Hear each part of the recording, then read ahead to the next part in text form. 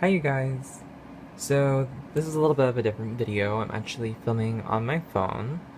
I recently did a tarot spread, as you can see, using the Nicoletta Ciccoli tarot. And it's a tarot spread about one's relationship with Aphrodite. And I actually discovered this spread on Tumblr. I'll post a link to it so that way the person who made it can get all the credit because I didn't come up with it myself. But I thought that the results were very interesting. So I just wanted to talk about it a little bit with you guys. So we have 6 cards here. The first card represents Aphrodite's role in my life and takes kind of the place of a significator card. The second card is what I can do for Aphrodite. The third is what she has to teach me. The fourth is how we can build upon our relationship and make it stronger. The fifth is the short-term advice, and the sixth is the long-term advice. This is a spread that, some spreads require some thought to understand what they're trying to tell you, but I thought that for the most part, there's like one card maybe that I might be kind of iffy on, but for the most part, I think that this spread was immediately recognizable, especially as being connected to Aphrodite.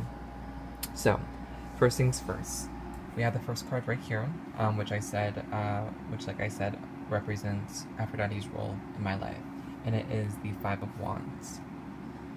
With this card, I saw the girl as being Aphrodite, and the snake, the dragon, as being that part of myself which sometimes rears its ugly head every so often, that part of myself that becomes bogged down by perceived reality, by work, by school, by the drudgery of life. That part of myself that can be like a little monster, who throws tantrums and wants its way and just cries and screams because life is not exactly what it feels as though it should be. But then you have Aphrodite, who is, as you can see, just offering up the world's bounty in the form of apples. She's an aspect or a part of my life that constantly reminds me of the beautiful things, of the things that we should really be focusing on, so that way the day-to-day life becomes easier. It's just the little things, it's the apples that you find in life, such as the way that the wind feels on your skin, the scent of flowers, the certain shine of the sun that day between the leaves. It's your morning cup of coffee, it's your favorite book, it's all these little things that are important to you because they remind you of the beautiful things in the world that add up to equal how beautiful the world is. The second card, like I said, represents what I can offer Aphrodite. And here, I forgot to mention what card this was, but this is actually the Five of Wands. And here we have the Queen of Wands. And what I get from this card is that what I can do for Aphrodite is to continue to strive to create beautiful things, to introduce beautiful things into the world. This card is all about nourishing that creative drive, about nourishing, really giving birth to all of the creations that you have stuck in your head that you maybe haven't even begun to create yet. This card is an urgent reminder to continue to create, to constantly introduce beautiful things into your life and into the lives of others. And so I see this card as reminding me that Aphrodite obviously is a goddess of beauty and of love, and she loves to see beautiful things. And I think that she expects from her devotees to help the world to be more beautiful, so that way she can show others how beautiful the world is. So that way she can once again take on the character of the girl here in pink and, illuminate the apples of the world for others to eat. This card right here is the Five of Cups. And this card is really interesting to me because I just made that video about the symposium.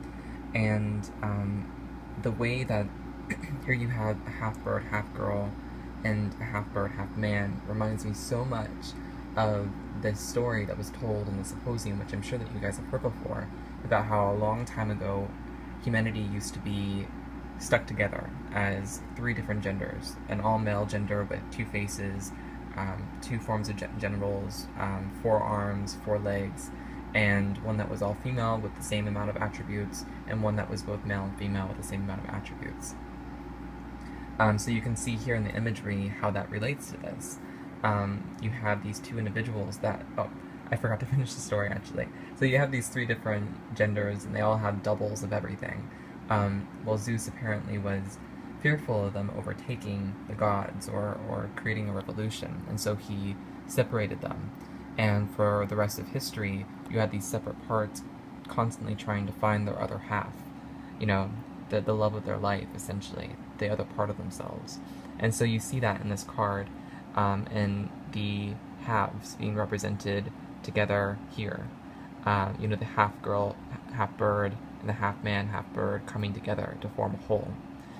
And I see in this card a very important role that Aphrodite has in my life, which is to remind me to love myself and to love the parts that are apart from myself, to learn to love the things that are inseparable from me and the things that are outside of myself, if that makes sense.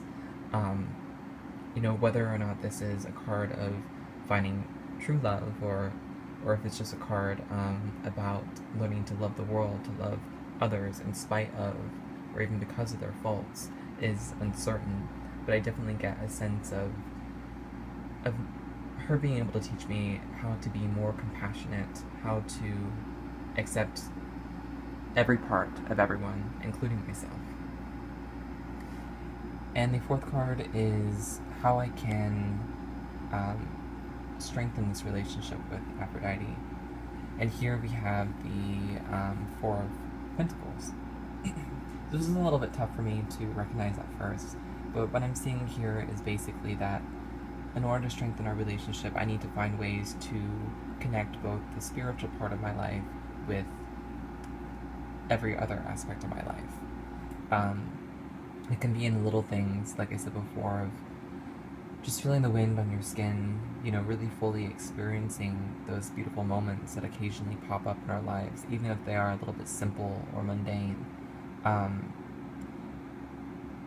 maybe something grander than that.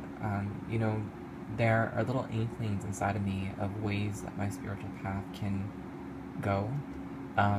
Tarot is one that I have focused on a lot. I'm still trying to really learn about tarot and be a better tarot reader for myself and for others, and it's a hope of mine that one day I might be able to do it professionally, which would be great.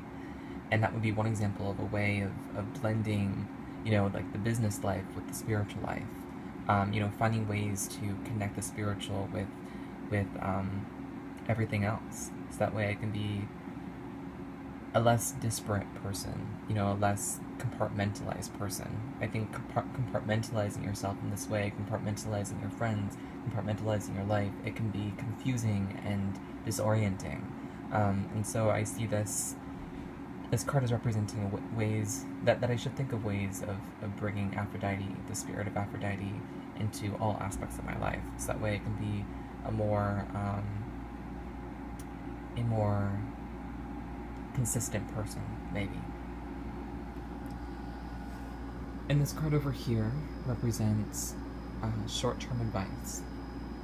It is the Empress card, and I really love this card in the Nicoletta Ciccoli deck. I love this card in general, but I love how this card represents something that I don't think other cards in other decks necessarily represent about the goddess, which is a very inquisitive, or not about the goddess, about the Empress, which is a very inquisitive aspect of herself, I think. Here I get the sense of being able to nurture and love through understanding. By understanding how other people tick, and how other people live their lives, what their desires are, just being able to understand who they are as individuals and accepting that they're individuals and loving them for being individuals. I see that as great advice about how to, you know, love the world a little bit more, love everyone and everything that's in it a little bit more. And so this card, I think, is advice, short-term advice, maybe perpetual advice, to fully embody the qualities of the Empress. So I can become a more compassionate, loving person. Over here, we have the Devil, and this is the long-term advice. This was a little bit difficult for me to figure out exactly what it meant, but I think what it means in the spread is to not